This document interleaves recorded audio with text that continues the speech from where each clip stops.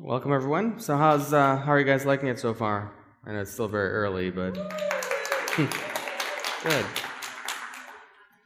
Well, this is our 6th year, so we're trying to improve a little bit every year. And as I said earlier, for those who are here, this is going to be a much more intense experience and spiritual growth experience for you, which we're just barely getting started on. So, how many of you were at my talk this talk last year?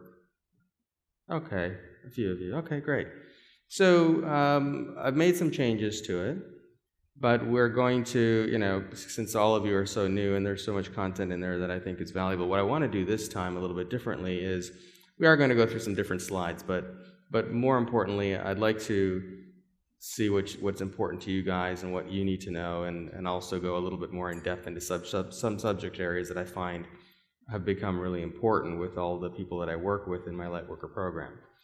So just to explain the Lightworker program I have is I work with a lot of individuals to help them to discover what makes them special, to bring out and develop their gifts and abilities, and train them to do that, and then put them out on a platform where they can really do some extraordinary things in the world and make some significant impact with why they came here. And so a lot of the people on the stage this weekend are people who have previously been in the audience or at some of our events in the past. Anyway, so for example, Jaylene Tracy's up tonight, and we've worked together for the past 6 or 8 months, I think, and you'll have a chance to experience her this evening and what she's doing, which is very extraordinary and unique. And Valentea Reese tomorrow.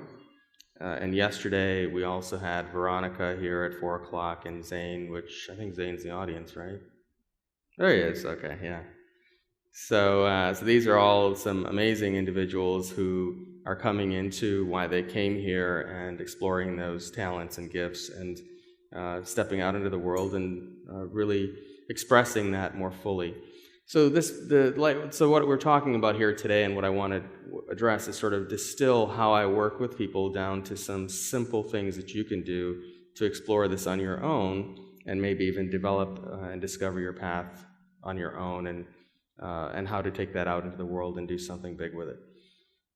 So anybody have any questions before we start? And if you do have any questions, just step up to the mic. I'm happy to take them as we go. We're probably going to step out of the format of the presentation a little bit today because I have way too many slides for 2 hours, so we're just going to jump around and speed through some of them. So since a lot of you are new, I'm just going to go through these initial slides that I showed last year as well. Primarily why we're here right now, so we're experiencing reality in this third dimension, which is this physical dimension that we're sitting in these chairs and experiencing, but at the same time, there is this in-between place that we're starting to move toward with this, which is this fourth dimensional reality. And we're seeing this happen in so many ways in the world right now. Those of you who are familiar with astrology, the planet Uranus entered Taurus in May of this year, first time since 1934. And Taurus represents first of all, the financial system, our value system. And for those of you who are familiar, and we do have Aaron Sudo doing a presentation later tonight about cryptocurrency. And that's really relevant because for the first time in our recorded history, we're seeing a very substantial change in the economic structure of the world. Now, I know in these alternative movements, a lot of people talk about the change in the financial system, and there are a lot of very extraordinary stories of how that's going to change. Now, I'm a little bit more of a realist because I come from a very mainstream financial background. I used to be a professional trader many years ago. I think I have some slides in here for that. And so I'm a little bit more grounded in my approach in how I look at these things. And so for the first time, because that planet has entered Taurus, we're starting to see this transition of our economic system. And those of you who may not be aware of that, even a lot of the central banks in the world are starting to move to a cryptocurrency model. Any of you not familiar with cryptocurrency at all? Oh, look at that. You guys are very revolutionary. So, well, you'll get a chance if you sit in on Aaron's talk today to learn about what that is. But cryptocurrency is really more of a fourth dimensional thing. It's that in-between world that we're moving into, where we're moving from this very material, central bank-controlled economic structure to a society where not only the economy, but everything as a whole is going to be governed and in the power of the people. So Uranus entering Taurus is the beginning of that. Pluto enters Aquarius in the early 2020s and stays there till mid-2040. And that is this further movement toward the age of Aquarius. So we've been talking about the age of Aquarius for 50 years now, but really, in my perspective, the age of Aquarius begins in the 2020s. And we're now moving toward that, accelerating toward that. And from mid-2040s or early 2040s to early 2020s to mid-2040s is when we're going to see the age of Aquarius really coming into being. And the movement toward cryptocurrency is part of that. Now, for those of you who are unfamiliar, learn more from Aaron today, more in depth, but cryptocurrency is an economic structure that's actually controlled by the people. Now, we are in that in-between place right now where we're moving from the third to the fourth. So at the moment, even that is a little bit still third dimensional. But as we go forward, it's going to move more into fourth dimension. Another thing that you may not have noticed or paid attention to is the fourth dimensional economic system is more catered to the people controlling and overseeing the way the economic structure is run. And we're starting to see that happen with services like Uber and Lyft and Airbnb, where you, rather than renting a room at a hotel, will probably rent a room from somebody else who owns a house or whatever. And if you want to rent a car, so nowadays when I rent a car, I don't rent from Hertz or Avis or whatever, I rent from Turo, which is just a bunch of individuals who have cars, and you can go online and rent a car from somebody. And so this is what's happening is we're moving to an economic system where the people provide the services individually and corporations are less and less involved in that exchange. So that's what's happening. And as we go forward, eventually those centralized companies like Airbnb won't even be the ones running the company. It'll be completely decentralized to where all of you will be able to function in that system without a central authority having anything to do with it. And of course, many of you know, we're going to have self-driving cars very soon on the road. And with cryptocurrencies, and I'm sure Aaron will talk about this more in depth, we're going to have a system where cars will be completely autonomous without owners, where they'll function on what's called a blockchain, which is the foundation of cryptocurrencies and such, and where they will pick up drivers, deliver drivers to their locations through services like Airbnb, where the car pays itself, takes itself to the repair store with the money that the riders paid, without actually having an owner of the car, where the car is completely autonomous. So this is the economic system we're moving into is not dependent on corporations to provide the services and control them. And the banking system is the same. So this is what the fourth dimension is looking like, and what it's going to look like is more we move into this future, less and less control by central authorities, central governments, central banks, and more in the power in the hands of the people. So in this world, which, I talked a lot right now about very grounded mainstream kind of things, but your role in this is to play a part in this, and you wouldn't be in this audience right now if you weren't here to play some significant role in that process, and to, in some way, discover why you came here and to live that in some extraordinary way. And so what we're trying to cover here today is to go over how to discover what that is and how to express that fully. And we're probably not going to get through everything, but ultimately the goal here is to get to this fifth dimensional reality. But keep in mind that, a lot of people talk about we're already in the fifth dimension.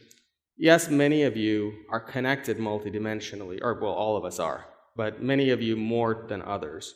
And I'm sure in this audience, most of you are much more connected multidimensionally than the average person. Now what that means is, well, your physical bodies exist here in the third dimension, but there are many aspects of you that are connecting multidimensionally. Just like when I do the energy transfers, it's primarily a 13th dimensional consciousness that is in the space, in this room with us. And many of you are like that. You're connecting multidimensionally to access your higher gifts, your higher awareness and abilities, and you're bringing it into this reality to serve the world in some way. But a fifth dimensional world, though, is another thing. A fifth dimensional world, for us to get there, we have to exist in a space where we're more heart-centered. Because you can't, in a fifth dimensional world, there is telepathy, where everybody reads everybody else's thoughts. We certainly don't want to do that if we're not heart-centered, because you know the crazy thoughts that we have, right? So we don't want to impose that on anybody else. So we have to be in a more heart-centered space to be in a telepathic world.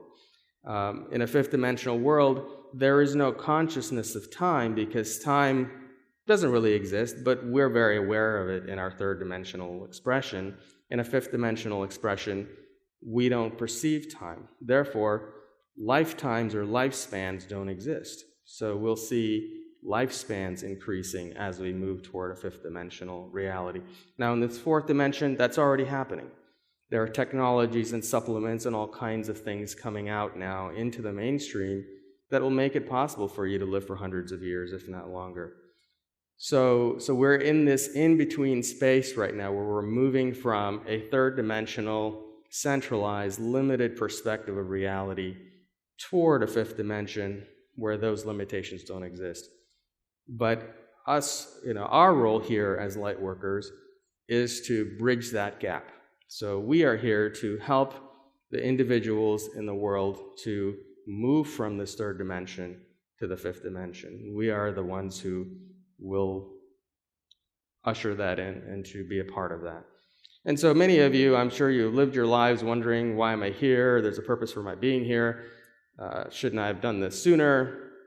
But really, I think most people, like all of you, in your age groups and such, you've been waiting for this time. This time that is just ahead of us to step out and become a part of that movement. So my goal here is to help you to not only walk in the third dimension, because we're still kind of there, but also to move into that fourth, fifth dimensional space and be that bridge for other people. So that's what we're doing here. And so we're going to talk about a lot of things today that are very grounded and very three-dimensional, like marketing and branding and things of that nature, if we get to that fast enough. But we're also going to talk about how to discover what your gifts are and how to explore that. Now, I'm going to zip through these next few slides kind of quickly because I'm sure those of you who've been here before have already seen these. So there was a hospice nurse in, I believe, Australia who was there with individuals. They were passing away in their last years, and they all expressed these top 5 regrets of their lifetime. And the fifth regret was, I wish I had let myself be happy. The fourth, I wish I'd stayed in touch with my friends. I wish I had the courage to express my feelings. I wish I hadn't worked so hard, which I'm sure many of you can relate to that. And I wish I had the courage to live a life true to myself and not the life others expected of me. Now, I find that most people are like that. We grow up in a society that has certain structures in place. I mean, even a lot of people I know who have kids who are just in high school or graduating from high school, they have this idea in their head they have to go to college and they have to get a degree in whatever so they can work at McDonald's in another 4 years. But the thing is, okay, so I went to college for engineering. I'm doing the farthest thing from engineering possible. And now, had I had the guidance as a younger child to explore why am I here, who I am, what are my gifts, I might have started this journey sooner. I'm not saying I should have, because all my earlier experiences were necessary to what I'm doing now. But in our society, we're guided into a certain type of structure. And that structure leads people to do things that are sort of skirting around what they're really here to do. So, when somebody starts my Lightworker program, and any of them, you can ask them, and we've got, raise your hand there. Yeah. Okay, yeah. So these are two other individuals who are in my Lightworker program, just newly started. And so what I have them do is I have them do practice work in whatever it is direction we're going to go in to figure out what they're about. Now the goal is, so a lot of people ask me, how do I go from where I am now to discovering what makes me special? Well, it's really not that hard conceptually, but it's really hard in practice. Conceptually, it's as simple as, well, you've actually spent your entire life skirting around what you came here to do, sort of touching at it a little here and there, but never quite stepping into it fully in most cases. Take Jaylene, who's going to be speaking up here later today. She has a background in genetics, and what she's doing now is a multidimensional genetic modality. And so you can see her earlier education was sort of pointing her in the right direction. She made the right decisions, as all of you have, but she never quite fully stepped into it because the structures of the family upbringing and the society she grew up in didn't allow for that. So she did the best she could inside of what she had. So the goal is to discover what is really authentically you is to remove everything else and see what's inside. So how you do that, or how I do that when I work with somebody, is very simple, but it's very hard too. And that is, when somebody starts working with me, I tell them, okay, well, I want you to do practice work with some individuals, and the only rule is you're not allowed to use anything you've ever learned before. All right, so now, most everybody has a meltdown when I say that, because nobody knows what's there when nothing else is there. It's a question that nobody's ever asked you is, well, if you took away everything you ever learned from your parents, your friends, any classes you've ever taken, Reiki, all these modalities that all of you have piled onto into your energy field over the years, which we're all just sort of trying to head in the right direction, but not quite getting there. If you removed all that, what's left? Well, that's what's left is why you're here, is what's authentically you. It's what you came here to express. And what usually happens is after we go through the meltdown period, that individual starts seeing it come out of them. And we've seen such amazing things and come out of individuals. And take Zane, for example. You mind if I use you as an example? Okay, all right. Put him on the spot. So he's a comic book artist, and he's working in the video game industry for years. And when he contacted me, it was by accident, wasn't it? Yeah. So he signed up for my Lightworker program, and I got on the call with him, and I asked him, do you even know what you signed up for? And he said, no, I saw you on an interview with who was it? Bashar, yeah. And I thought you were a cool guy, so I wanted to talk to you. So, and so, when he first joined the Lightworker program, which often happens when somebody new joins, we don't know what they're about. And in his case, he didn't even know why he was on a call with me. So, but I was really amazed in such a short amount of time. This extraordinary gift came out of him, and something you never knew was there, and that we never knew was there. And I'm constantly surprised by these things happening. But the way to get there is to simply look at your life and ask yourself, if you removed everything else, if Ethann forced me to work with other individuals and put me in a position where I had to do something to help that person without using anything I ever learned, what would I do? And it's as simple as that. The only difference with working with somebody else who is actually making sure you do that is you have that added pressure to where you can't not do it, where it's easy for us to let ourselves off the hook, but if we're trusting somebody else to guide us, then we have no choice. but to do that. And in that process, you'll discover what makes you unique. Now, I'm going to jump around a little bit here, but maybe we'll come to this. So let's, we talked about this last time too when I was here a year ago, but talking about a mission and a job, and we're going to touch on this many times throughout this talk. A job is, in our society, almost everybody has a job. Okay? A job is something, and even many of you who are in spiritual fields of work, you also have jobs.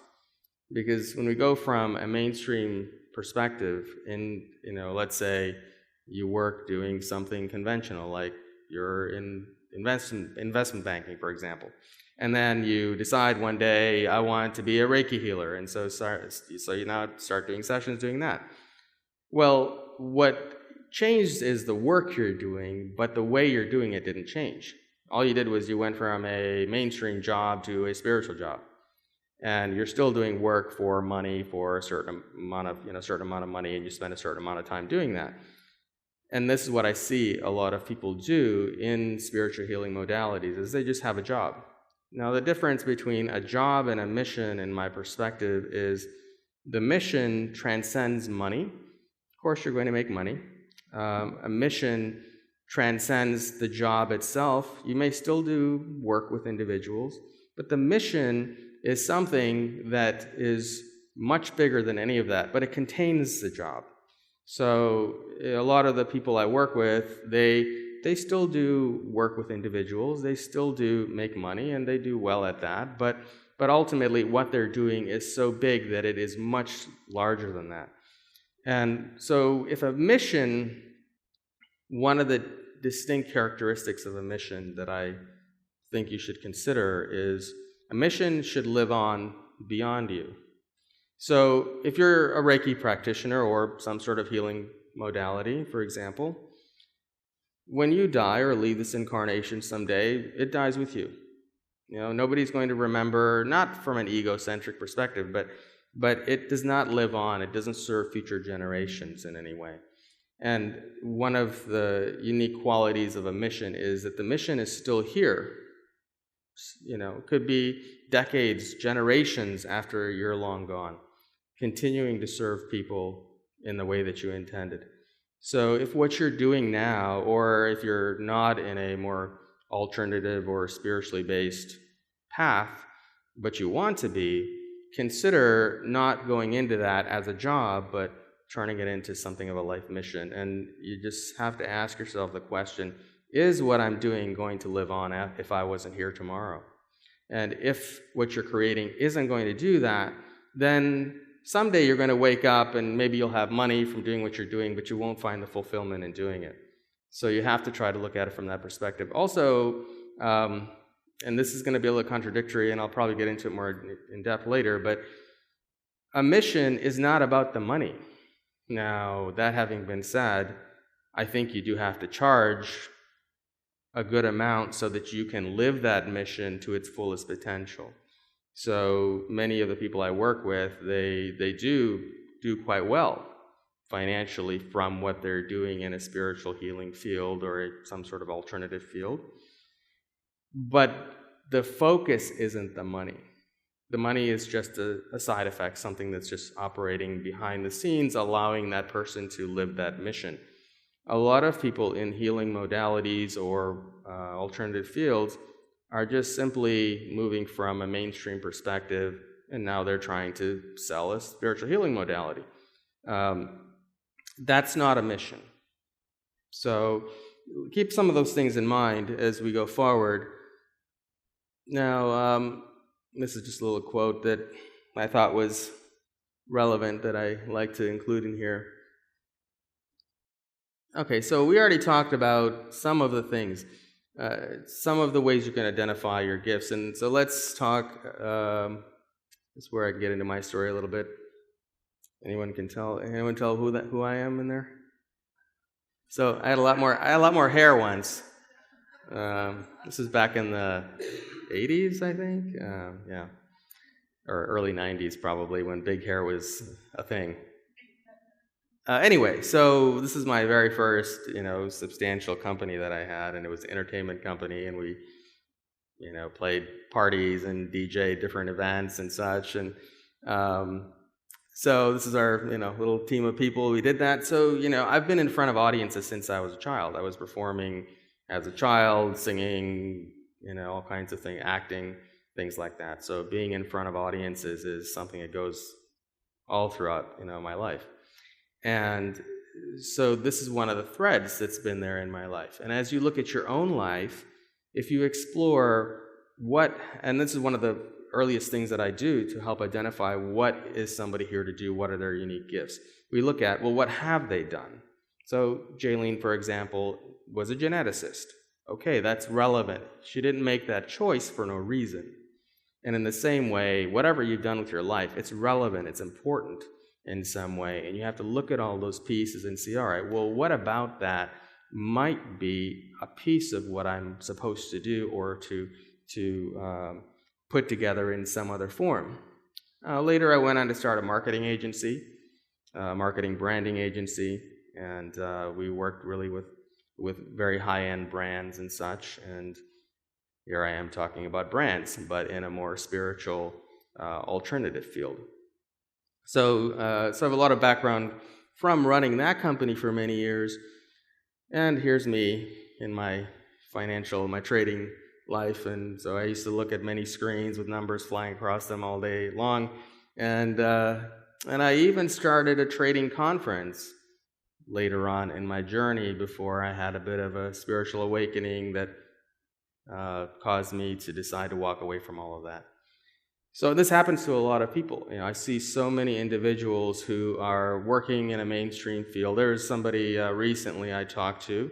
He makes $700,000, $800,000 a year, and he is a hedge fund manager, had a spiritual awakening, is walking away from all of it. He's selling his business, selling his houses, downsizing to a small apartment, and wants to do something more spiritually based. So when you look out into the world and you watch mainstream media and you think the world isn't changing, I can tell you that it is, because I talk to the individuals like this, doctors and hedge fund managers and people who are living and working in very mainstream fields who are having incredible awakening experiences and deciding to leave all that behind and pursue something that is completely ridiculous from the perspective of a mainstream mindset. And of course, they get a lot of criticism from friends from them who would walk away from that kind of an income to do something, to downsize, live in an apartment, give up the expensive car, and to do something that is extraordinary but very unacceptable in our current mainstream reality. But we are heading into a world where that's happening, and all of you are here to make that kind of a step. And I know a lot of you, in this audience, and I'm aware that many of you are in more mainstream fields or have backgrounds that are more mainstream, but who are also experiencing very significant changes in your path. So none of those things are there by random. They are very significant. Now, there are a lot of obstacles to your awakening. I find a lot of people, when I ask them, why have you not done something more meaningful, it's usually fear. There's often karmic or vibrational limitations that are in the way. So the energy transfer work that we did earlier today, I find helps a lot of individuals to step onto their path as well, because it does help remove a lot of those vibrational karmic blocks that are there. A lot of times individuals came here to go through a certain amount of challenges and struggles to work through certain things to ultimately express themselves more fully. And scarcity, attachment to money, underestimating yourself, all of those are things.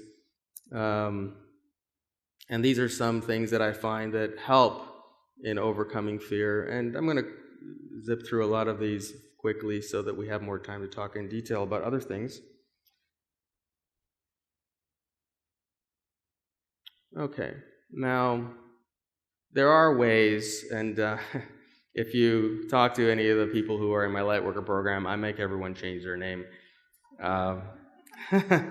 Not everyone, most everyone, because I find the majority of people, their names are very out of balance with their potential. Not that there was anything wrong with the name that you chose to be born with and that your parents gave you, because that name served a purpose up to this point.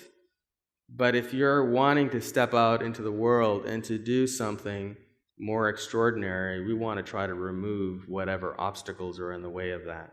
And so when I say extraordinary, I mean to go out into the world and to touch millions, if not billions, of lives in the time that you're here and beyond, and to serve many future generations after you're long gone from this incarnation.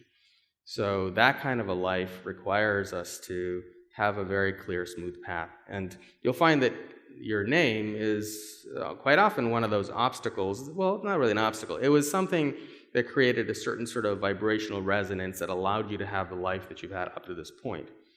Now, most of you in this audience are women, and in the United States, certainly, most women do change their name when they get married.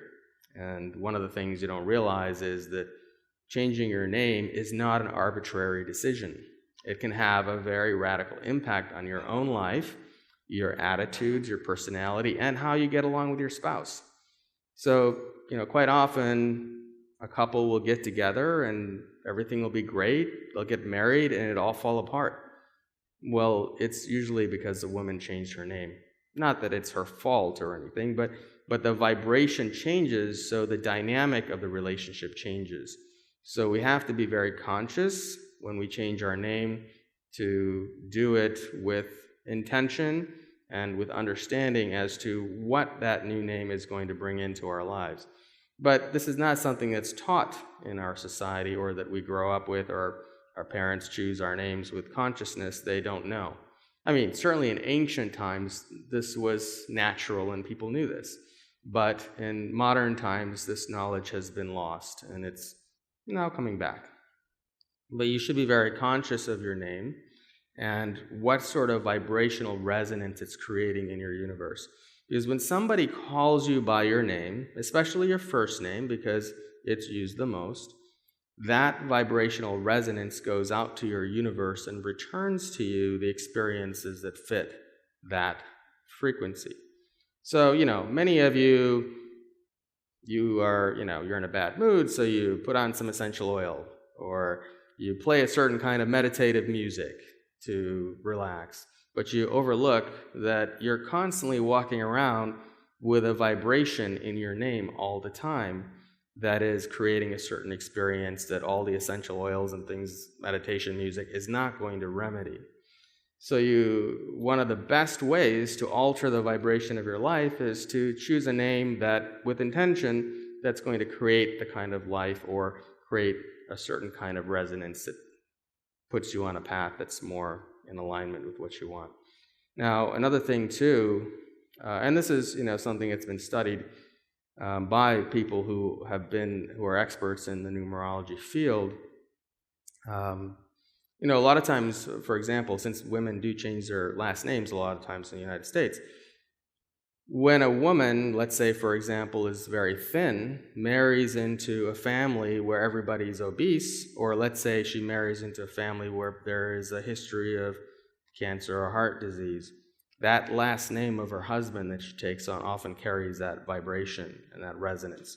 So by marrying into that family and choosing that last name, she's more likely to become obese or to have heart disease or cancer. Now, her first name is going to alter that vibration a little bit, so it doesn't happen fully in every case, but nonetheless, that vibration of that last name does carry the essence of the genetics of the family.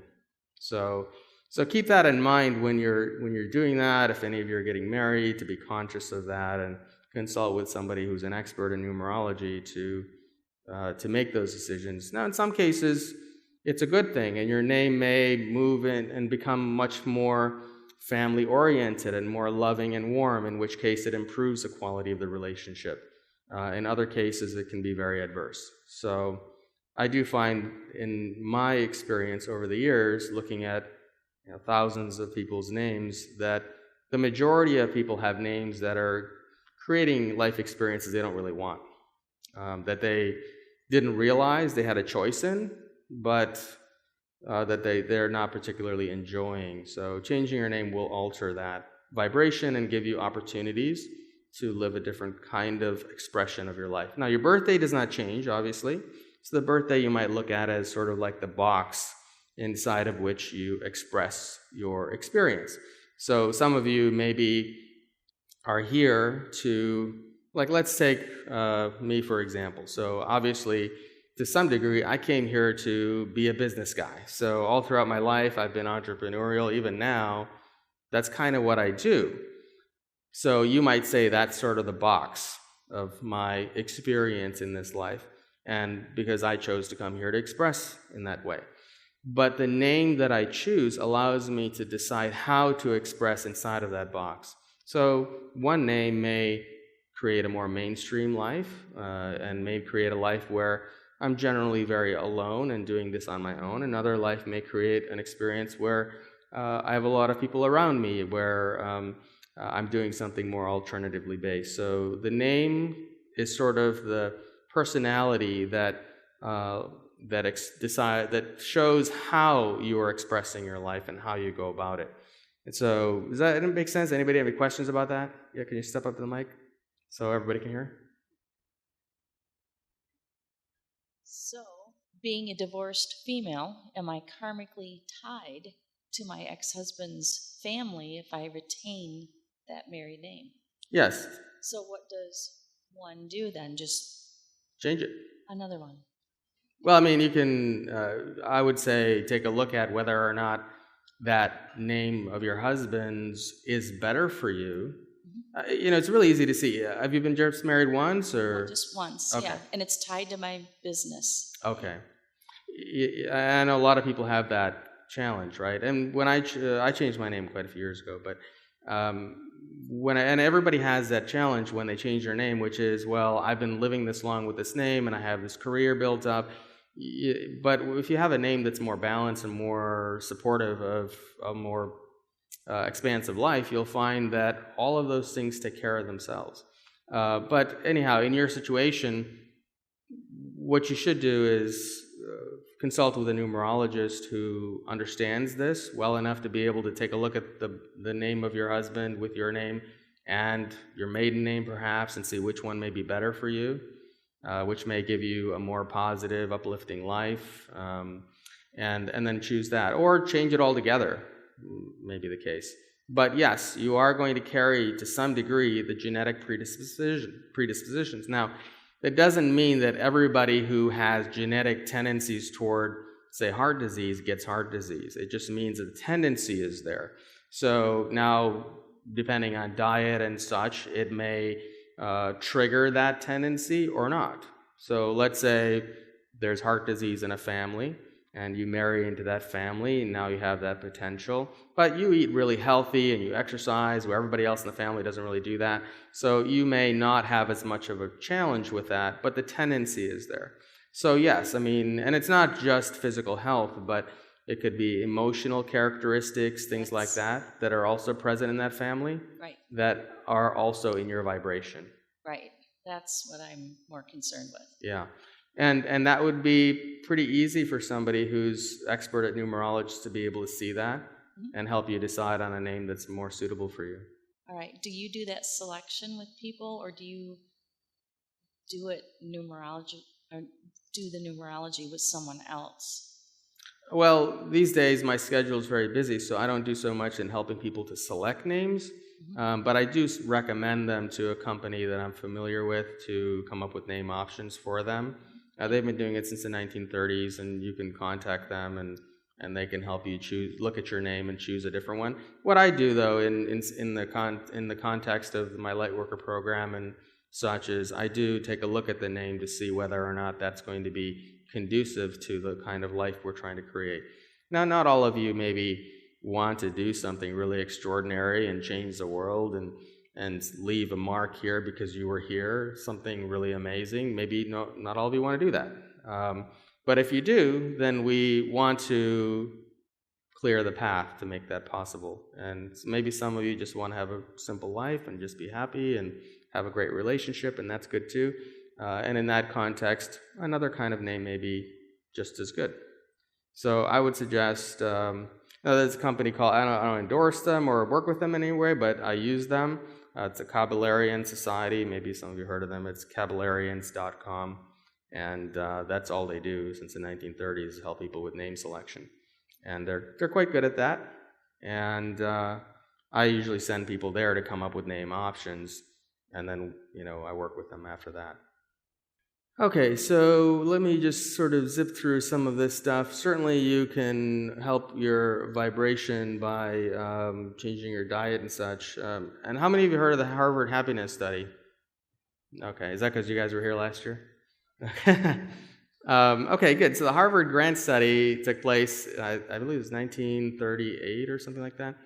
And it's still going on today. So in the 1930s, all the students at Harvard were men, so the study was done all on men back then.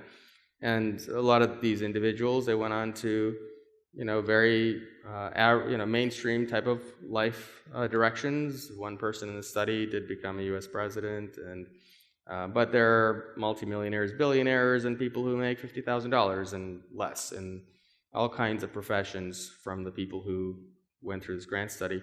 And they're all in their 80s and 90s now, so and they're still being studied today. So the goal of the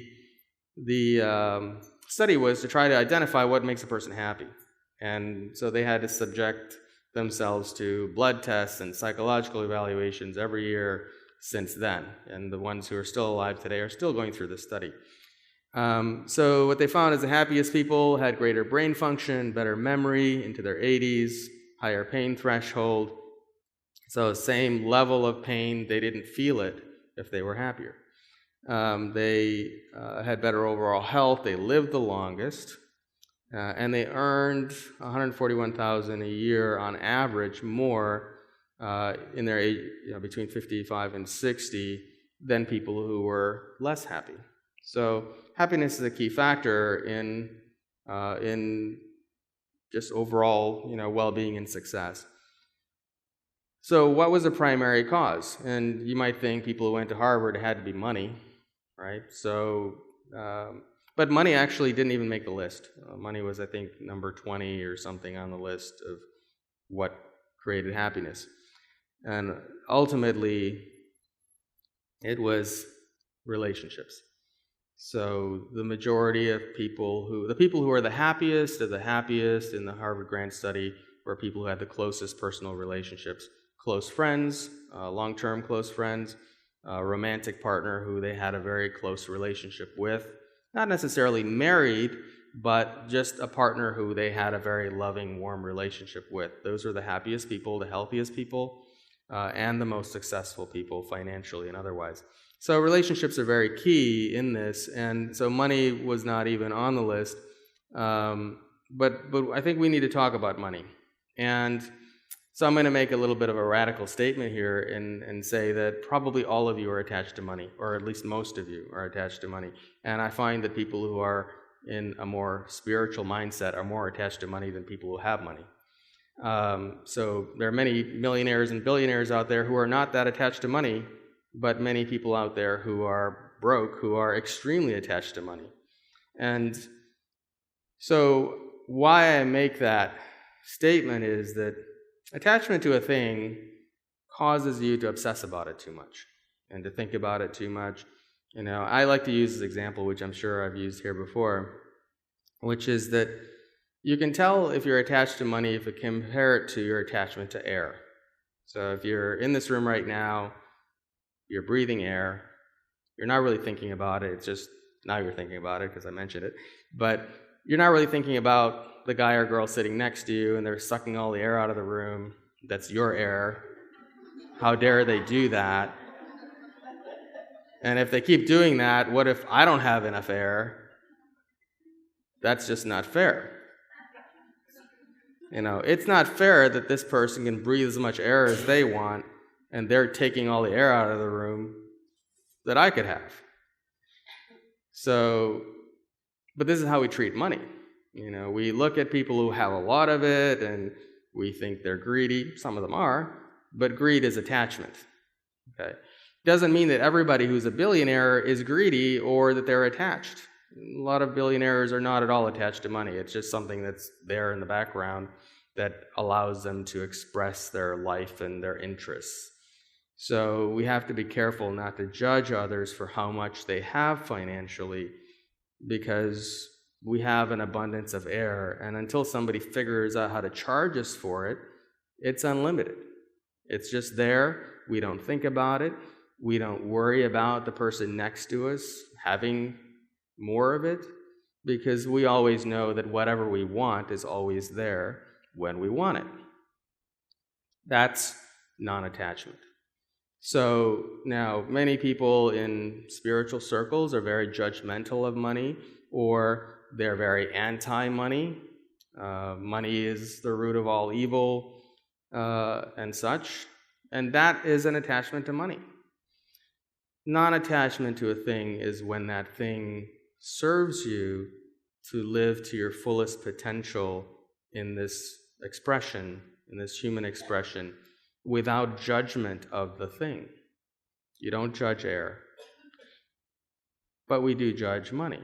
So attachment to money is a big problem, I find, in reaching potential, because a lot of people limit themselves financially, and money, like it or not, is a very third-dimensional part of our third-dimensional reality.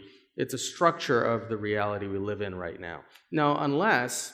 Now, if you live in a cave in India and you're meditating every day, and this is the fullness of the life you want to live, and it brings you joy to live that kind of life, and you want for nothing, and people bring you food to eat, and you're happy with that, then great.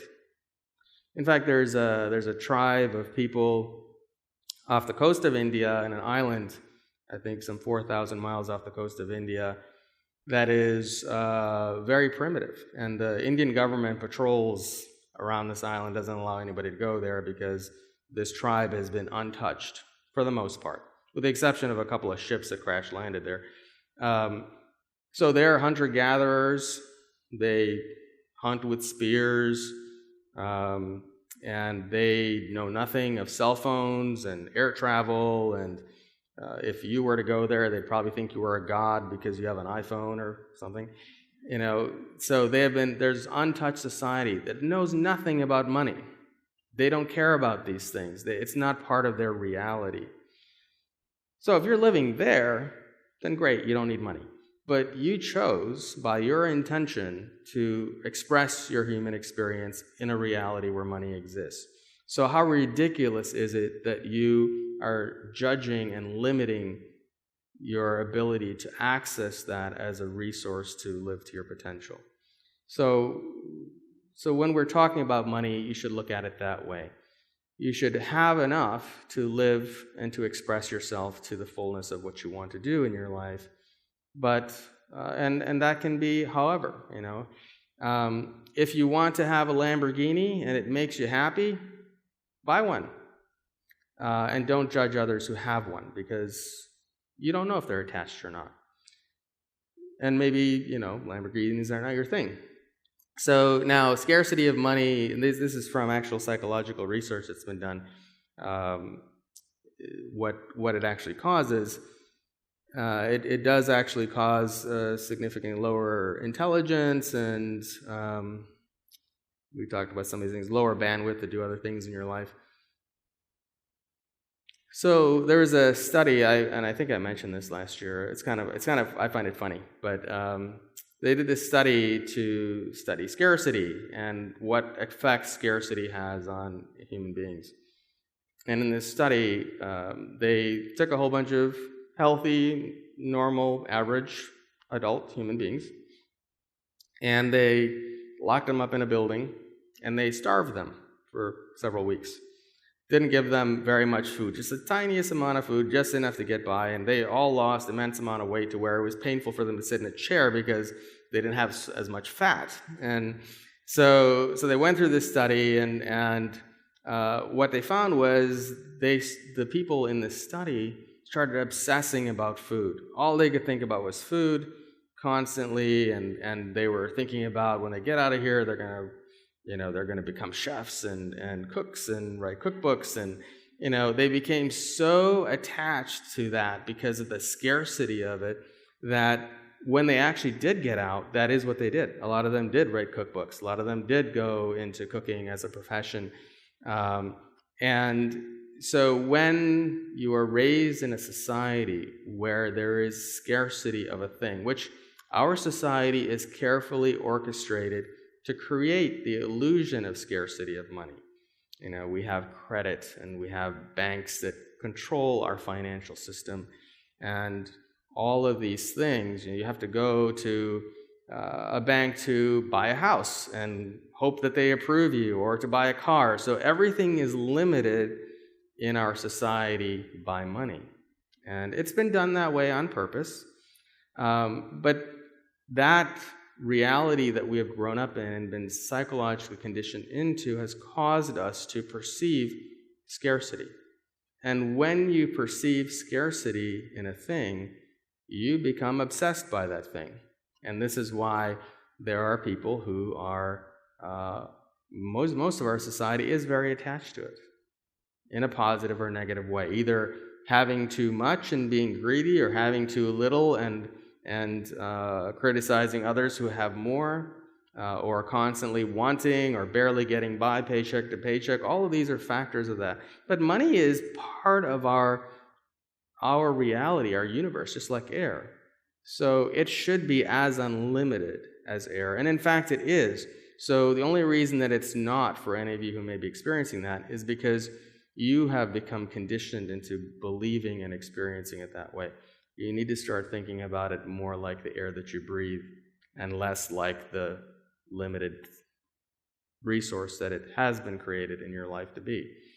Now, good news is we are on the verge of moving into a world where that is happening. And as Aaron will talk about later today, the whole cryptocurrency movement and what that's going to do for our economic system is going to move us in that direction, to where people will be able to function separate from banks and will have more unlimited financial resources available to them in their life. And if you want to, I know money might be something that's a little bit outside of the realm of some of your interests, but you should check out his talk if you're unfamiliar with that space, because if you're going to understand cryptocurrency ever, now is the time to do it, because it's very early in the adoption phase. And in the next decade, a lot of people are going to become multimillionaires and billionaires who are poor today, because they are getting into this at a very, very early stage. And, cryptocurrencies and Bitcoin are the first time in our history, our known history, our recorded history, that something has emerged into our economic system that is being accepted by all of the mainstream institutions. But it's very early, and you probably don't hear about it very much. But it is nonetheless happening. A lot of governments, a lot of world governments are investing in cryptocurrencies and such, and a lot of the central banks are starting to move into a cryptocurrency model. So this isn't going away. It is becoming a real thing in our society. And as an investment, it's an excellent time to get involved in it right now. A few years from now, you'll look back and wish you had. So, great opportunities coming in our world as we move to this higher consciousness. And it's, the reason these things are happening are because we are moving into a higher vibrational future, a different timeline of our reality, a timeline where we have more freedom, more independence, and less rigid controls on our human expression. Now, I see this, and I'm going to give you some suggestions. Now, let's say, how many of you are working in some sort of alternative or healing modality or something? Okay, a few of you. All right, more than a few of you. Okay, now, and this is from my perspective as far as how to move that out of the realm of a job and into more of a mission. And I find that a lot of people, when they move from a mainstream profession into an unconventional one, like a healing modality, they still take with them all of the things that they learned in that conventional field. And one of the things is there's too much focus on money and sales. In this, as we're moving toward a fourth dimensional expression and moving into that, now, I'm not saying don't make money. In fact, I think you should make a lot. But what I'm saying is don't focus on that Don't focus on sales and money as the means through which you're expressing yourself. So, don't do things like, sale on my services for 1 week only, 50% off. I see this a lot online in social media and such. If you're doing something that's extraordinary with your presence here in this reality, you don't have to do that kind of thing. Because people are going to be more than happy to pay you whatever it is that you need to live an extraordinary life without you having to sell. You can just simply be out there expressing what it is that's extraordinary. Now, the caveat to that is it has to be extraordinary. You can't be out there as a Reiki master and expect that people are going to pay you what you feel like you need to live an extraordinary life because, well, as a Reiki master, you're not doing anything extraordinary. There are lots of Reiki masters on every corner these days. But if you were to do what I said earlier, which is look inside of you and discover what is it that makes me unique and special and one of a kind on this planet, and bring that forward, you don't have to ever sell yourself. You don't have to do sales. You don't have to worry about what you charge because people will line up to work with you because you're the only one. The problem, though, that a lot of people in these alternative fields experience is that they're not the only one. They're just doing what everybody else does. Or they learned a healing modality because they took a class somewhere and now they're out there doing that thing. It's not extraordinary. You'll know it's extraordinary because you'll be able to answer the question, is what I'm doing being done by me in a way that anybody else in the world is currently doing or able to do? If the answer to that is yes, then you're on the wrong track. Now let's take Michaela Sheldon. All of you know her, I'm sure, who's intuitive channel. Nothing extraordinary about that. I mean, everybody and their brother is an intuitive channel these days. You can see all the YouTube videos of everybody who's channeling. So channeling is very common these days. It's not that extraordinary. But how many of you think that she's extraordinary in how she channels? Right? You can see that, right? You can see the extraordinary in how she channels. And that's what's different. There's nobody who can do that. Okay? Now, all of you are capable of something like that in your own unique way, not necessarily channeling, but each of you has something that is so authentic and unique that there's not another person on the planet right now who could express it. Because you were all born into this reality as unique expressions of consciousness. Now, your astrology chart is different from everybody else's on the planet. And that's because you were born at different times, different places. You also all have different names. Those are all expressions of the uniqueness that you are. And yet, everybody goes to college and they end up working in the same cubicle as everybody else. So the problem is that most people never explore that. But if you can get to the heart of what that is, that what it is that makes you special that no one else can do, then you'll never have to worry about selling because everyone will see that. Michaela has more people want to have sessions with her than she has time for anymore. And you'll find that if you step onto your path and doing something extraordinary and authentically you'll experience the same thing. And you'll have more money than you could make in a conventional field. So that's really hard for a lot of people who are working in these spiritual fields to believe, because many of them, many of you come from mainstream backgrounds, you had very good incomes, but I find that people who are working in an alternative or spiritual field who are doing something that's extraordinary often will make income levels much higher than they were in a mainstream field. So there's no limit there. But again, you have to do something extraordinary. And extraordinary means one of a kind. So explore what that is. And, a lot of people also charge too little. And I find this is a problem too. So I'm addressing a lot of the issues that I come up with in my Lightworker program. And, when I work with somebody, I will often raise their rates once we figure out what makes them extraordinary. And it's very uncomfortable. Everybody I work with cringes when I ask them to do that, because, again, attachment to money. Now, if I said, inhale a little more air right now, you're not going to have a problem with that, right? Because you know there's plenty in the room. You're not going to take it away from anybody else. But if I say, oh, you're charging too little for what you're doing, I want you to double that, most of you will start squirming in your seats because, well, no one's going to pay that. Or that's too much. Some people are not going to be able to afford to work with me. That's not true.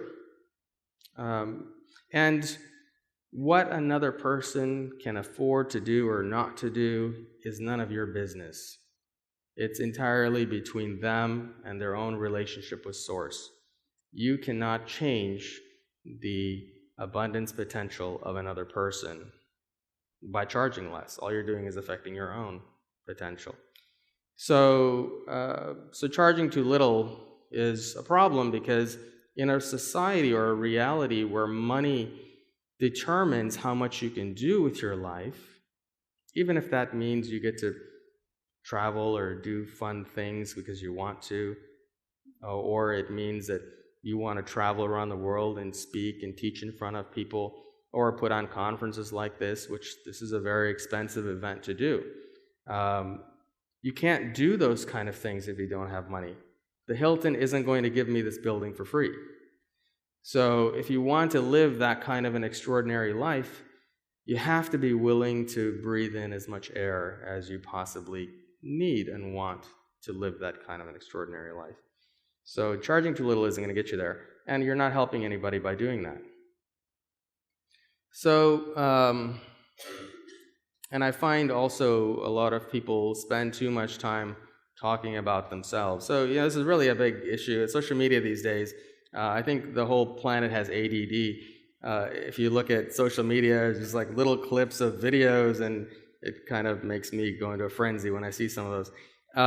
But anyhow, everybody's showing little clips of what they're drinking that day, or sexy pictures of them doing whatever it is that they're doing that have nothing to do with anything. Okay? So I'm not saying don't take sexy pictures of yourself doing something. By all means do that. But make it stand for something. Don't just take a sexy picture of yourself with an avocado, because I actually saw this yesterday, that's why I mentioned it. That doesn't make you somebody who's a health expert.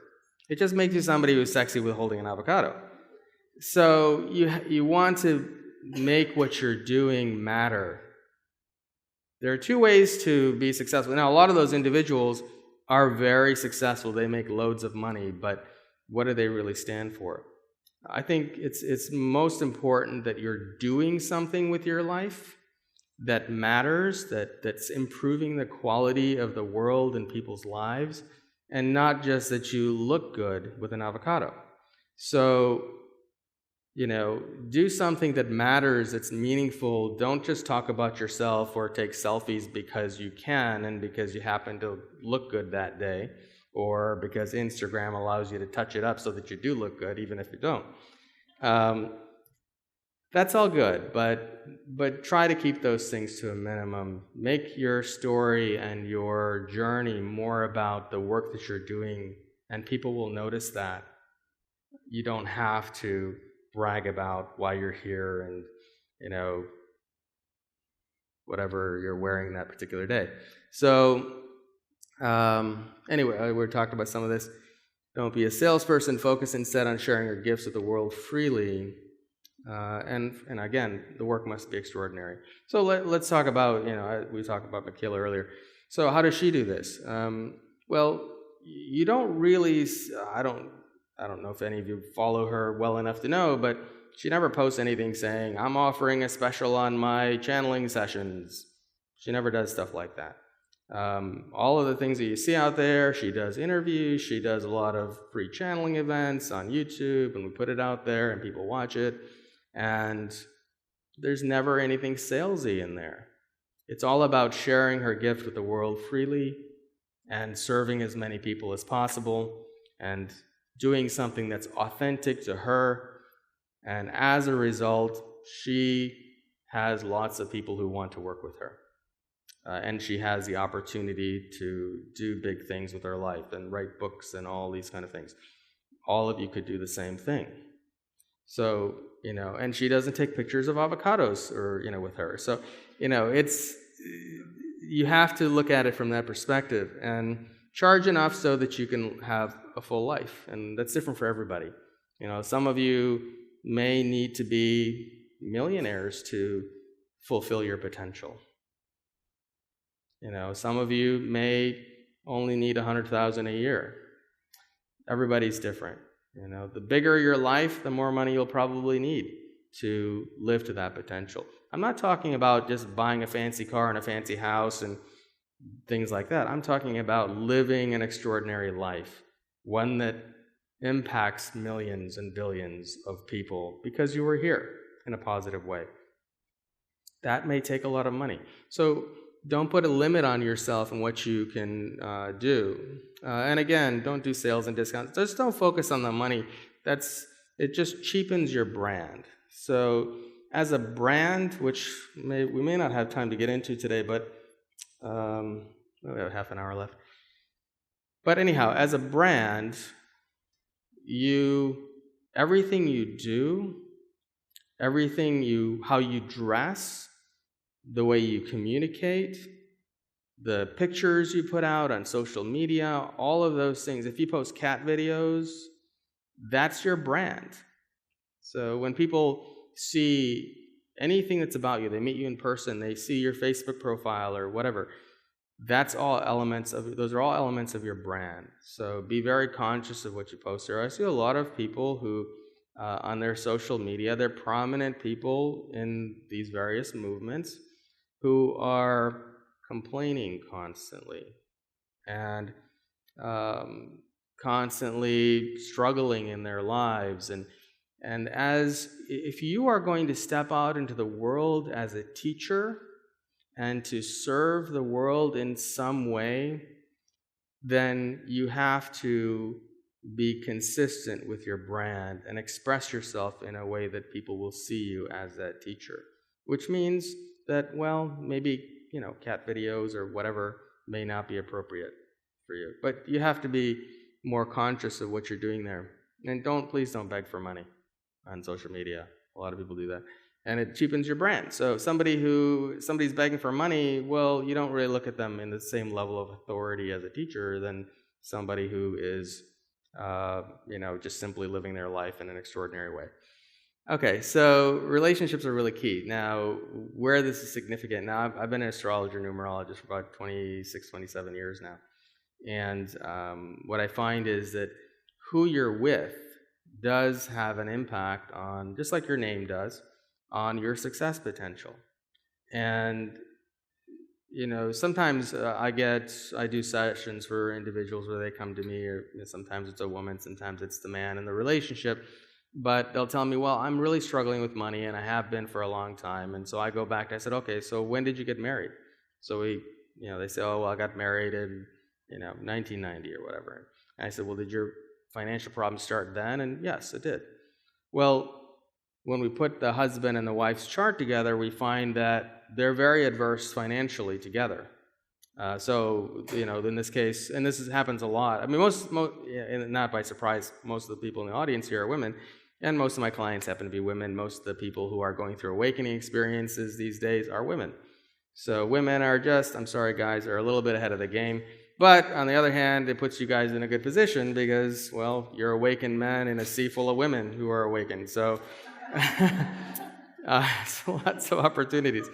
But anyhow, it is the women who are awakening faster and sooner than the men. And so I do get a lot of women who come to me, and we look at the relationships they're in and find that, well, they were doing quite well before they got married, and then they got married, and their financial life was struggling ever since then. So how that person's astrology chart interacts with yours has a big effect on your potential to be successful, whether it be financial or otherwise. And so let's take a look at some of these examples, and I'm not going to go in depth into all of them, but this is one I used last year. So anyone know who Danica Patrick is? Those of you who were here last year probably know, right? No? So Danica Patrick is a race car driver, a very famous race car driver. I'm sure you've seen her. You may not know her by name, but she's on the GoDaddy commercials and such. Anyway, so she came from obscurity to becoming one of the most famous race car drivers out there. And so I find, I study a lot of celebrities' charts because you can track their lives and see what they were doing at certain times and see what was happening in their astrology charts at those times that caused these things to occur. And so she went from obscurity to become really famous and one of the best race car drivers out there over a period of a certain number of years. And then all of a sudden, she started getting into accidents and started losing races. And I was curious, well, what happened? Well, it just so happened that the years that she became successful, she was married to this guy. And as soon as she divorced him and started dating some other guy, she started getting into car accidents and started failing and struggling a little bit more. So her career has sort of culminated at the end of that relationship. So when you look at these two charts, it's very easy if you study astrology to be able to see that. I mean, these two individuals together are incredibly successful and driven. And doesn't matter what they did with their lives, doesn't matter that they had entirely different careers. Their vibrations were so much in resonance in terms of success and achievement that by being together, they just became more successful. So again, now that doesn't mean that if you're in a relationship now that's struggling financially ever since you've been together, that was a mistake, because we all choose our journeys for a reason. We all come here to experience certain things, to evolve and to experience those things because we thought it would be fun.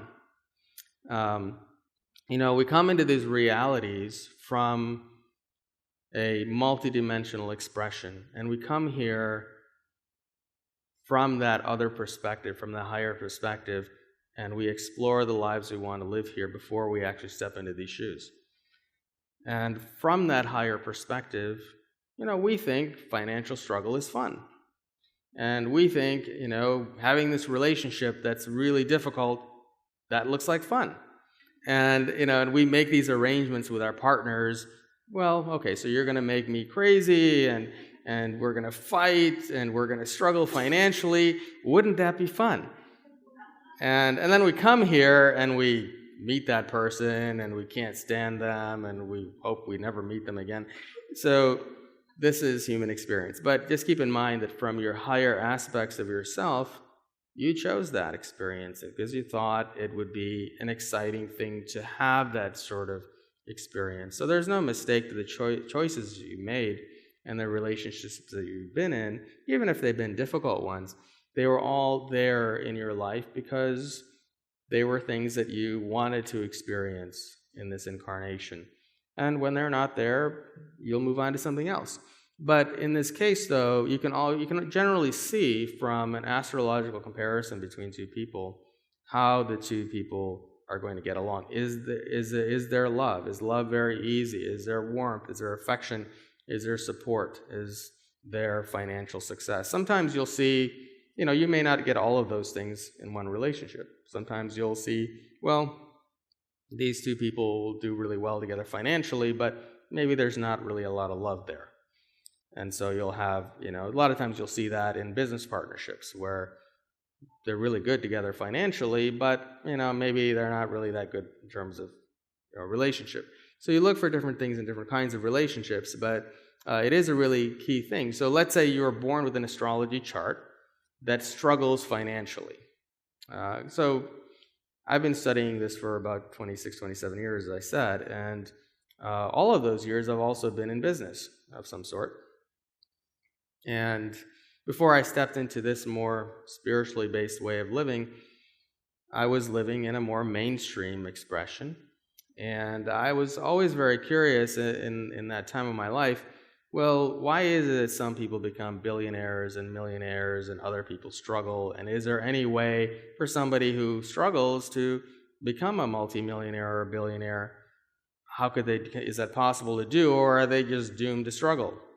And what I find is that, well, we all chose certain ways to express our human experience. Now, so that's why sometimes you'll see somebody who may go from rags to riches, and that going from one to the other, when that happened, they actually switched to relationships as well.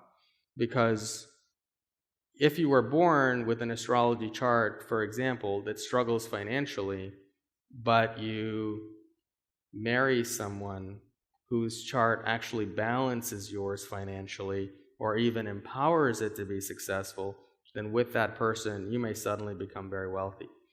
Or let's say you have an astrology chart that sort of predisposes you to having coldness in relationships, or feeling very lonely, but this one particular person's astrology chart balances that out to where that person, you feel very loved and warm and supported.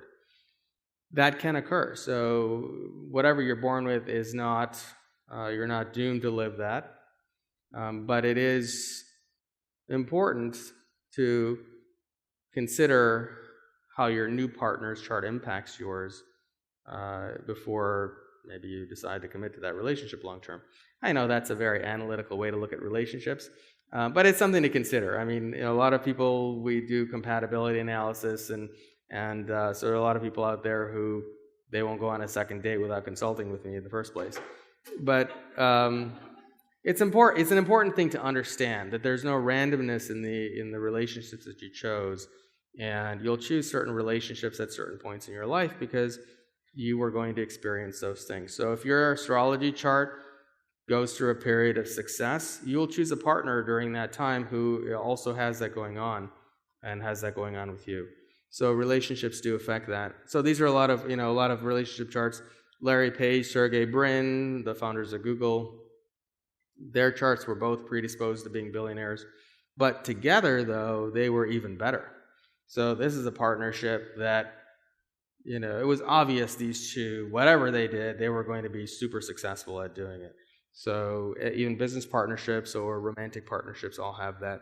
The two founders of Ben & Jerry's ice cream, well, their charts were both predisposed to being overweight too. Which, eating ice cream all the time. But together, their potential for success was enhanced. So they could have done anything and done extremely well.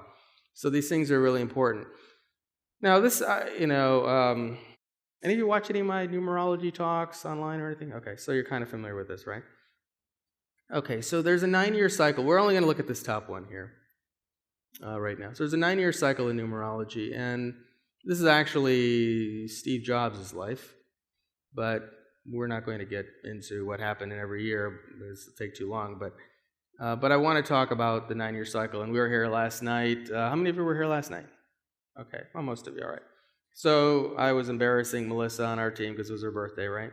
And she had a 9 on her cake. It's a 9 here. It's her 9th year. So we know it. So she's in the 9th year of the 9-year cycle. So every 9 years, your cycle starts over. You calculate that, which, let me see if I have that here.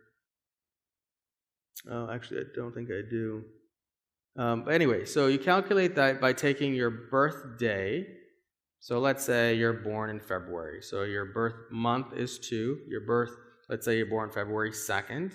Your birthday is also 2, which is 2. February is the 2nd month, so that's 2. So you take the month and the day, which is 2 plus 2. Everybody following me so far? Some of you look kind of confused. Okay, so month and day, February 2nd, that's your birthday. And let's say your last birthday was this year, obviously. So 2018 was your last birthday. So you would take 2018, which is 2 plus 0 plus 1 plus 8. So that's 2 plus 0 is 2, plus 1 is 3, plus 8 is 10. Wait, 11, sorry. My stage mathematics is not very good. Okay, so 11. So now we have an 11. Now in numerology, you don't generally reduce master numbers, but let's just forget that for the moment. When we'll reduce to one digit. So 11 is 1 plus 1 is 2. So 2018 is 2. So now we have February 2nd, 2018, which is 2 plus 2 plus 2, right? So if that was your birthday, then you would right now be in year number 6 of the 9-year cycle. So you'd be halfway through the 9-year cycles. That's how you calculate where you are in the 9-year cycle. So every 9 years, the cycle starts over at 1 and then goes to 9, starts over again. And when you reach the 9th year, like Melissa was in, you're at the end of the cycle. And what happens in the 9th year is your life comes to an end and a new one begins on the other side. So every 9 years, people get divorced. They quit their jobs. They break up relationships. They move to new locations. They end the journey that they were on before every 9th year, and in order to prepare for a new journey. So my last 9 year, I was living a very different life. I was very much in the mainstream world and in the business and financial world. And it was in that 9th year that all of that sort of imploded and moved me in this direction. So you'll often see that happen in the 9th year. Also, 9 year is a great time to focus on your spiritual growth and development. So while it is a disintegration year, meaning things fall apart in the 9th year that are representative of things you've been doing in the years previous, what happens that's very positive, though, well, it's all positive, but what happens that's very progressive is that in the 9th year, anything of a spiritual nature will be very supported. So a lot of people turn to religion or spirituality or meditation and have very significant spiritual awakenings in 9 years. So if you're in a 9 year, I would encourage you to focus on anything that's going to develop you on the inside, and also be willing to let go of those things that are being pulled away from you. And those things could be, maybe you lose your job, maybe your husband or wife wants a divorce. Those are all happening at that time because they're supposed to, because you are going to go in a new direction in the next 9 years, and those things that are falling out of your life can't go with you because your vibration is going to change. And when that vibration changes, the things in your life will have to be different. So in a 9 year, we are challenged to let go of people, pets, circumstances in our lives that no longer suit us for the future we're going into. But it's often very hard in the 9 year to let go because we've spent 9 years building that life that we've had. And as we're moving into the new one and being asked to let go of those things, it can be very difficult. A lot of deaths happen. Deaths to people around us can occur in our 9 year because those people can't travel with us into that future. So the 9 year is the end of the cycle. And then as you get into the number 1 year, which is the year that follows, you are starting a new journey. But the thing about the 1 year is it starts out very slow in that new journey. So for example, my own story, in my 9 year, I was running that marketing agency, and I was still very much immersed in the trading world, and so most of my life was spent in a very mainstream profession. And financially and such, I was doing quite well in that mainstream expression of my life. And I'd been in a 9 year relationship at that point. And all of those things fell apart in the 9 year. And I had a significant spiritual awakening at that time as well, and realized I couldn't go back to that life anymore. So I had to leave all that behind in my 9 year. And in the 1 year that followed, now the 1 year is the new life direction. And in that 1 year, though, we start seeing the early signs of where we're going to go in that next 9 year cycle. But it's often not very concrete yet. So in that number 1 year was when I met Barb, and it's when I started the organization that we call Flower of Life Institute now. But it was the very beginning, and we just had a few local classes that were for free. I did my very first energy transfer event at a public library in the local area, just for free, as an experiment, because I wasn't really sure what would happen if I did that. But So all those things, the early stages of what you see now, happened in my 1 year. But at that time, it wasn't clear that this was going to be a big part of my life yet. So you'll see that in the 1 year where you start a new journey, but quite often it starts out very slow. And you may not, notice that it was supposed to be something until years pass and you can look back and say, oh, that those things started in the 1 year. The 2 year, those things will start to flourish a little bit. But again, to move very slow, we did our very first expo in 2013, and that was, I think, around the middle or end of my 2 year. And so in the 2 year, you'll find that you take those next steps to move in that new direction. But again, it's still not very clear. When we did our first expo, I wasn't, really clear that it was going to be anything in the future. It was just what I felt called to do. So again, further steps in that direction. And in the 1 year also, in the 9 year, your energy level can be lower. You can be more contemplative. You can be a little bit more, lacking ambition, wanting to do anything, more meditative, more relaxed. Whereas in the 1 year, your passion and drive comes back. Sometimes to an extreme. You have to be careful if you're in 1 year because you can kind of rub people the wrong way. Because sometimes your personality can become very aggressive in a 1 year. And so people around you may just not like being around you as much in that year. And 1 is 1. So we become more self-centered in a 1 year and can be largely focused on our expression, have a hard time seeing the needs of others. In the 2 year, of course, 2 is 2. So relationships do work better in the 2 year, and that journey continues. The 3 year, every year has positives and negatives. 3 is one of the, I find, the obstacle years in the 9 year cycle. On the positive side, people start becoming more outgoing, more social. They start doing more fun things. On the negative side, it can be a more emotional year. A lot of people hit an emotional wall in the 3 year. And sometimes there are health issues and such, but for the most part, it can be a little bit of a hurdle that year. But if you're single, people will tend to date in the 3 year. But I wouldn't suggest marrying the person you meet in your 3 year because usually it's not a good idea. 3 year relationships can be fun and lively and exciting, but quite often they are very explosive and they usually don't last unless they stick around for a couple more years. Now, those first 3 years of the new 9 year cycle, you're starting the new journey, but it's not solid yet. So it may move very slowly. So for example, if I work with somebody in my Lightworker program and they're at that period, I generally don't prefer to work with somebody in that time because I know they're just getting started, so the journey's going to be very slow. The universe vibrationally isn't going to support your accelerated growth in those first 3 years. It's a time when you're supposed to start a new journey, not necessarily when you're supposed to do it in a very big way yet.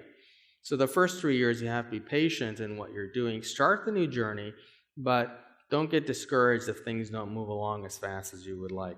When you hit year number 4, though, is when, if you've built that foundation in those first 3 years, that it really takes off. So if you're considering, for example, moving into some other field of work, let's say a spiritual field of work or something, then you want to start making that change, maybe as you're going from 9 to 1, but don't be discouraged if it seems to sort of putter along for a few years and not move very quickly, because that's very likely. But if you're in year 4, then that's the time to start stepping on the gas and accelerating and doing more with that. Because years 4 through year 7 is when people achieve the greatest things in the 9 year cycle. So if you're in that period right now, then your potential for outward success and achievement, whatever that means to you, is greater at that time. So most people's careers will flourish in those years. Whatever they're doing will tend to flourish in those years. So if you want to, do something humanitarian, or if you want to start some sort of business and be successful in that way, whatever success means to you, the period from 4 to 7 is a time when you will be able to make the most progress. So don't waste that time if you're in that time window right now. And if you're at the end of that, when you get to year number 8 is when you reach the culmination of that 9-year cycle before the cycle starts to end again. So if you're at that year 8, then you may have to start thinking about where you want to go from here. And that quite often happens. A lot of people I speak with for the first time, because my brand and image have sort of become known as somebody who helps people to make that transition. And so a lot of people seek me out when they're in that place, and they're quite often in the year 8 to 9 when that occurs, because they're starting to feel this call inside, whatever I'm doing isn't working, I need to change my life, I don't know what I should do. That's the kind of thing that happens in the year 8 to 9. You start becoming dissatisfied with wherever you are in your life, and you want to move to the next step of whatever that is, or throw everything out and start over. So that kind of thing can occur at that time. Anybody have any questions about this before we move? Yeah, go ahead.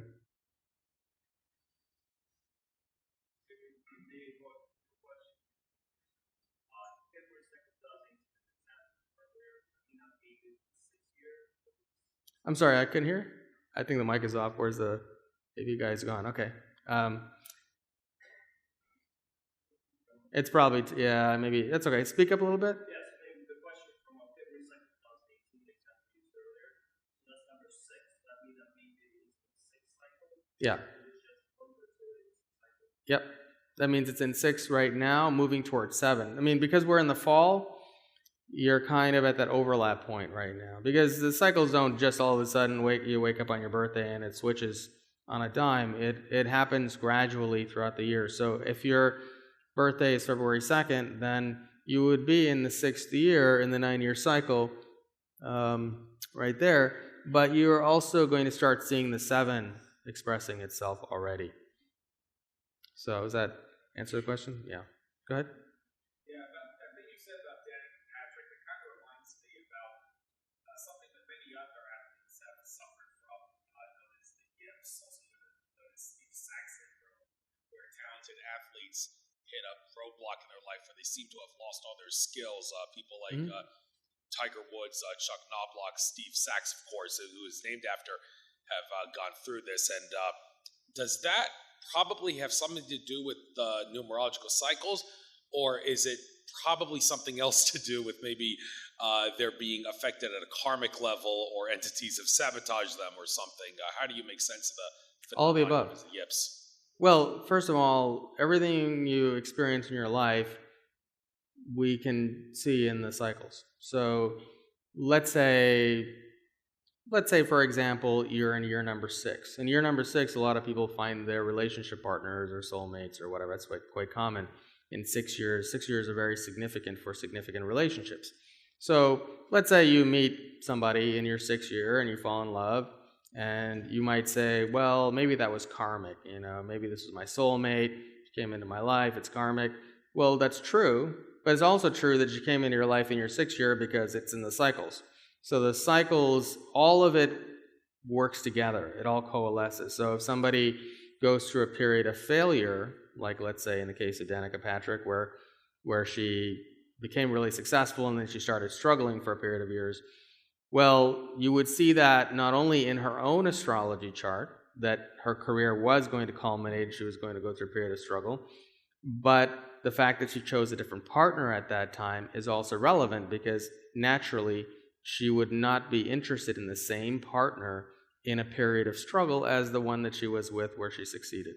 So the things that you're describing, the kind of psychological or even health issues that occur that cause a person to not be as successful, you would generally see that in the cycles. And that cycle will determine who that person wants to be with at that time. Does that make sense? That answer the question? Yeah. Anybody else? Okay, name numerology. So we talked a little bit about the name and how that impacts people, and it's a little bit more complicated for us to calculate, but let's just do a little fun one here, which I think I used these last year.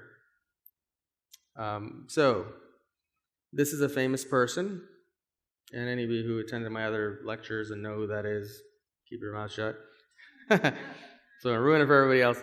So this person has an expression number of 3. Expression number is their first and last name, all the letters added together.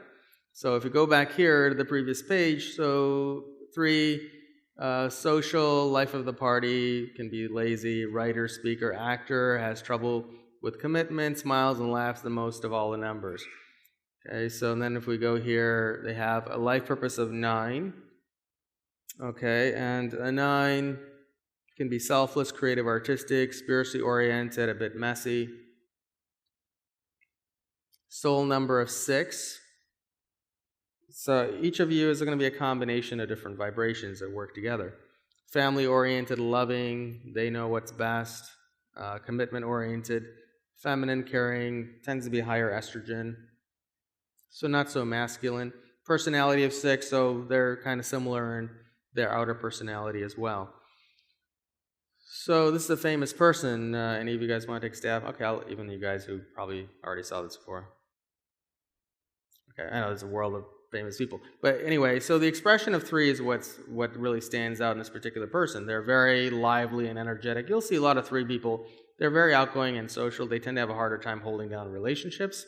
But this person is also, with the 9, is very spiritually oriented and creative. And you can generally see that. You got that right? Oh, look at that. Why didn't you speak up? Okay, so you got to figure this next one out too then. So here's another one, famous person, expression number of 7. So very different numerology. Let's go back to, okay, so 7 is more serious, shy, introverted, highly intellectual, always learning, often has the most education, lifelong learner. They can be more cynical, more of a realist. They rarely smile. Okay, and then let's look at the other numbers here.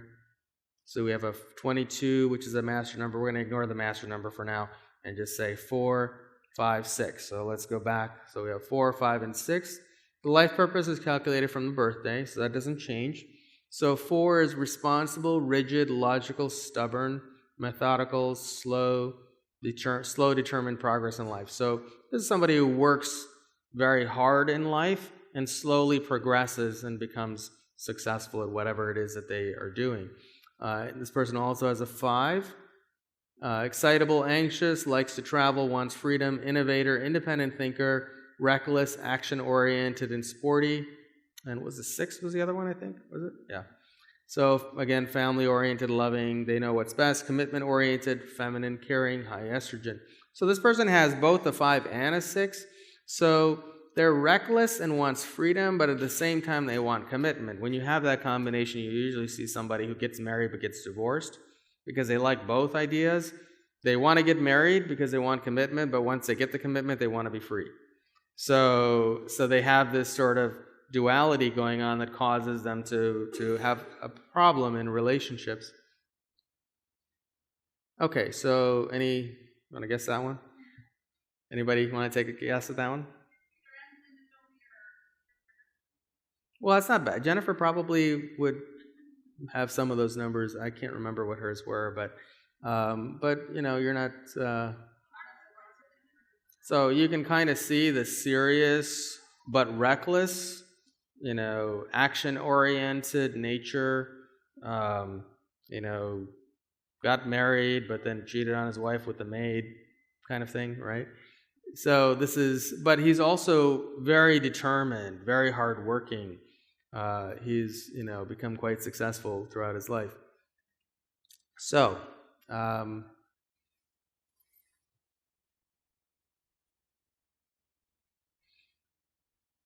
now, most people in business in general, but certainly in the spiritual and alternative genres, don't really understand branding very well, which is why most people do things in a very haphazard way. But you have to be very conscious of how you express yourself in the public. So that's everything. So if you're on social media and you're some sort of spiritual teacher, and you post a picture of a cat video or you with an avocado, keep in mind that affects how your audience sees you, whether positive or negative or neutral. Everything you post is going to be seen by the public. If you're constantly complaining about life and posting things that are angry and negative, that affects how the public sees you. The public is going to see you based on how you carry yourself, whether it is in person, how you dress, how you do your hair, the colors you choose to wear. And just like, this makes me look a certain way when I stand up here versus if I was wearing a t-shirt and, jeans. So everything you do and express in the public eye affects your brand and affects the feeling that people have when they interact with what you are. And everything that you do affects what people value in you. So if I dress like this, it creates a certain value that people see when they interact with me. So if you dress down or unprofessionally or in a airy-fairy way, then people will decide unconsciously your value by how you do those things. So you have to be very intentional in how you do these things. And we'll get a little bit into, so how to develop a world-class brand. We're going to talk a little bit about this. We probably won't get through the whole thing. But a brand is how your audience feels when they're interacting with your product, service, your staff, anything. And you'll see that, we could certainly put this conference in a tent outside somewhere. It would cost a lot less. But it has a different kind of a feeling if you put it in a more professional setting. For example, now, when Michaela first started, channeling and such, and we started putting out YouTube videos, one of the things that I insisted on in the beginning was your videos have to be in front of an audience. Now, later on, she started doing interviews with different people and such, but you'll find that the videos that we put out, almost all of them are in front of an audience. Now, there are many intuitive channels out there. You can see their videos where they're sitting in their bedrooms with their bedroom closet door hanging open with clothes hanging out. Now, who do you value more? The person who is clearly in front of an audience, which means there must be people who actually care what that person has to say, or the person who's sitting in their bedroom with their closet door hanging open, clothes hanging out. Please don't shoot videos in your bedroom. Now, because it gives a certain feeling, right? So who do you take into your bedroom? So a bedroom is an intimate place. So you might take a close friend there or your partner. It's an intimate place. And it's a brand feeling. So if you shoot something in a bedroom, you are capturing that intimate place. If you shoot something in your living room on a sofa, you're capturing that casual, relaxed nature of that environment. If you shoot something in your living room wearing a suit jacket versus t-shirt and jeans, you're capturing a different kind of feeling.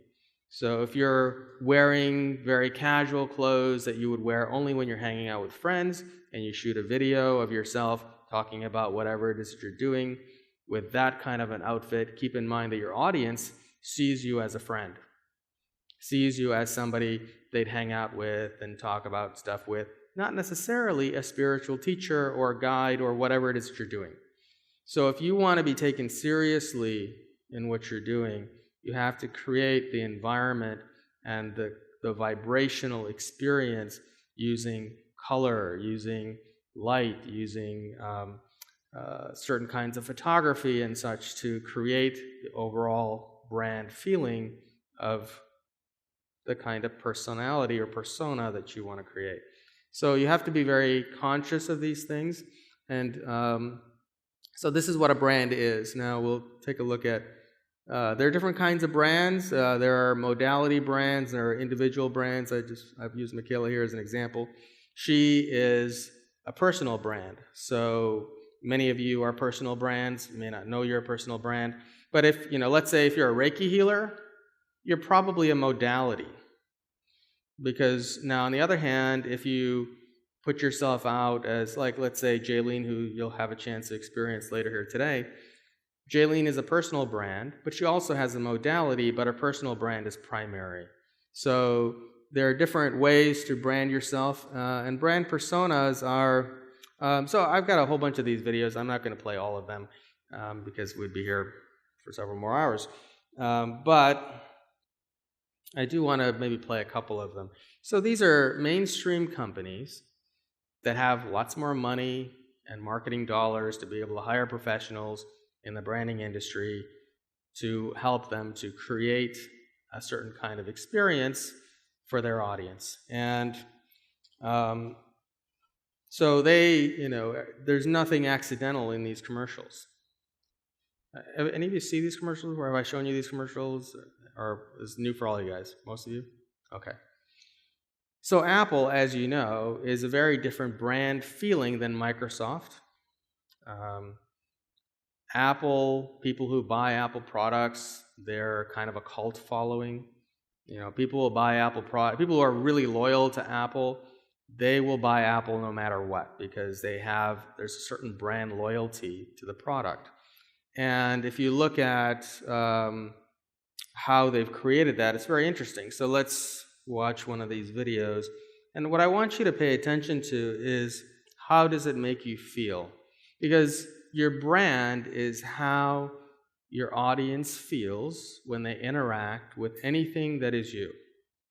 Do they feel happiness? Do they feel sadness? Do they feel excited? Do they feel adventurous? And as you're watching commercials or even looking at advertising as you go forward, pay attention to what is it that advertiser is trying to make you feel.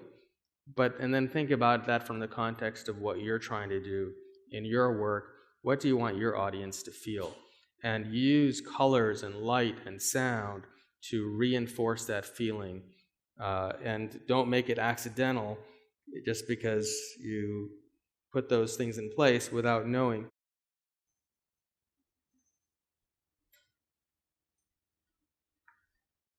Well, we can just look at this for a moment, right? So just from the imagery alone, without sound, what do you feel? Wonder? What else?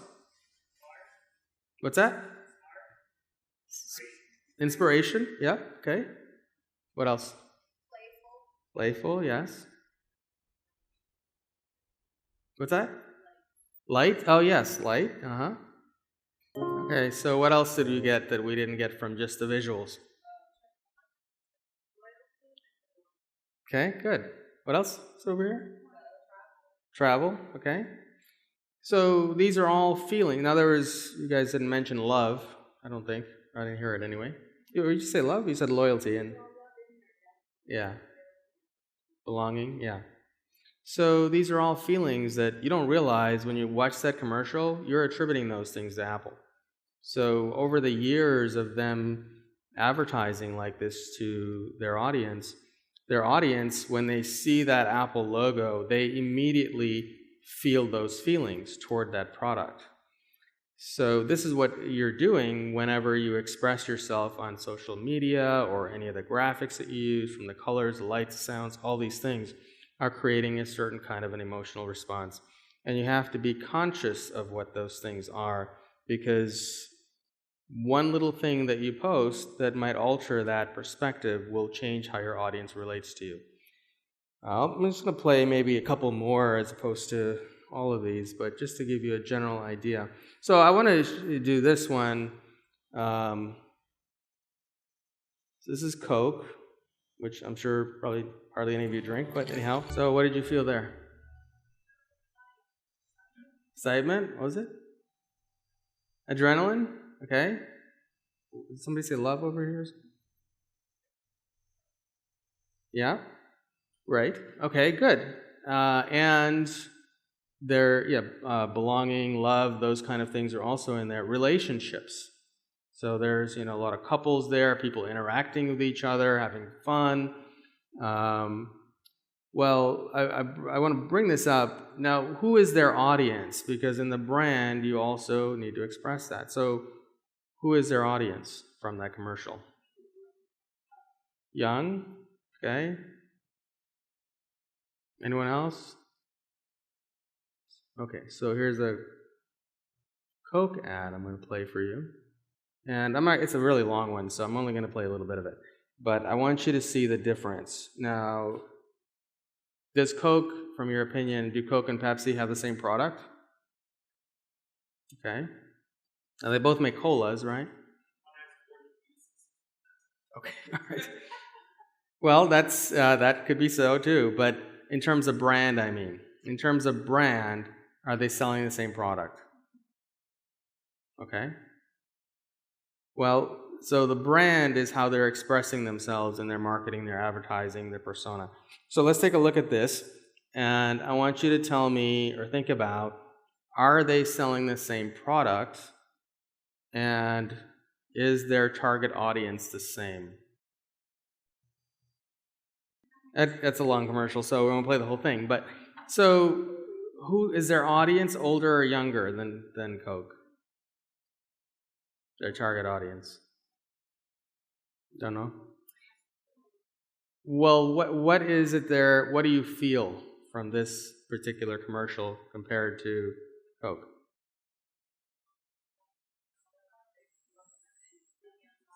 Breaking molds. Okay. Strong. Rebellious, right? So you'll find that that's very true. I've got a bunch of Pepsi and Coke commercials here. We don't have time to go through all of them, but you'll find that one consistent difference between Coke and Pepsi is that Pepsi is more rebellious. It's more about self-empowerment and standing up against the man, and that sort of thing is very commonplace in Pepsi commercials. Whereas Coke has more commercials having to do with belonging and connection and love and family and things of that nature. So that's a very distinct difference between the two brands and how they position themselves. So typically also in Pepsi commercials, you'll see a lot of celebrities, where Coke, they don't usually use celebrities. They usually use people that seem like regular people. So the audience is a little bit different. Coke is more catered toward older people. What? Is what? More progressive? Yeah. Aggressive. Yeah. Pepsi is more aggressive. Yeah. And so Pepsi responds to more younger generations who are more rebellious. So it's more catered toward that audience. But one thing you might not have noticed is their use of so they sell the same kinds of products. They both sell colas, but they're actually not selling the same thing.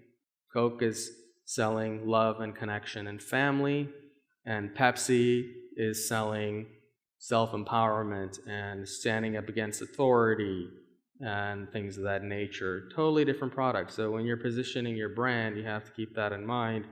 In your messaging, you determine your audience and how they're going to respond to you and how they're going to see you. Any of you notice the use of the glass bottle versus the can? Pepsi almost always uses a can. Coke almost always uses a glass bottle or a bottle of some kind. Now, glass bottles and the sound, the fizzy sound as they pour Coke into a bottle is much more elegant, more classy than the psst of a can. And cans are more metallic, more cold, which has a more of an aggressive feel to it, more youthful. So this is one other way they position themselves differently, selling the exact same thing, but identifying their audience, target audience, differently in how they use colors, sounds, and even what type of can or bottle they put their product in. So all of that's very, very significant. Now I want to talk a little bit about, so Jaylene, you're going to meet later today. So this is her website homepage, which we have been working on, and we're going to launch soon. So now Jaylene is, her modality we call vibrational genetics. And, well, Does she look airy-fairy to you? No, she looks very professional. She kind of looks like a doctor, doesn't she? I mean, so we chose the setting for this picture to be in a university, clean, simple lines. Her outfit is also very professional, very simple lines to it. We wanted her to look like a doctor without actually saying she's a doctor. So we're trying to create this fourth dimensional modality that has all of the credibility of third dimensional healing work, but with a same level of sophistication, but introducing that sophistication into an alternative field. So this is one way you can take your spiritually based work and ground it in mainstream professionalism. So as we put this out there, the audience for her work is not just people who are spiritually oriented. If somebody who is of a mainstream mindset found this website, they might consider her because she looks like a professional medical doctor. So this is how you can, while you can't go out there and say, I'm a medical doctor, you can certainly communicate that so that people think you're a medical doctor in the brand. So this is one way, through photography, through the way you dress, through the lines on the walls and the ground and the fonts and the colors. The blue was chosen because it's medical blue. So a lot of hospitals and doctors and nurses wear blue. A lot of hospital websites use blue. So by bringing those elements into the brand, we can communicate that this is a person who is a medical professional without ever saying that in any words on the page. So these are ways that you can create, use brand psychology to create a certain feel. I'm out of time, right? What's that? Pretty much, okay. All right, so, there's a lot more we had to go through, but I didn't have time. I think I want to put Zane on the spot here for a moment. So here's a picture of Zane we just took. So we hired a professional photographer, and, again, using photography to tell a story. And so here we chose certain colors and certain lines in the building to not only bring out qualities in his personality, but also express something that's very spiritually based in a way that's more grounded and mainstream. So using the picture to tell a story, you can see the difference between her brand and the background of the picture and what she's wearing and his brand. And his brand brings through some of the elements of creativity that are his background, being in the gaming industry and comic books and things like that. So, there's more to talk about with this, but you can sort of see those different elements. And that's Valentea, who's also going to be here tomorrow. But anyway, so we are out of time, but I hope you enjoyed that and found some of that valuable and will be beneficial in the work that you're doing. So come back in 15, and Michaela's going to be up.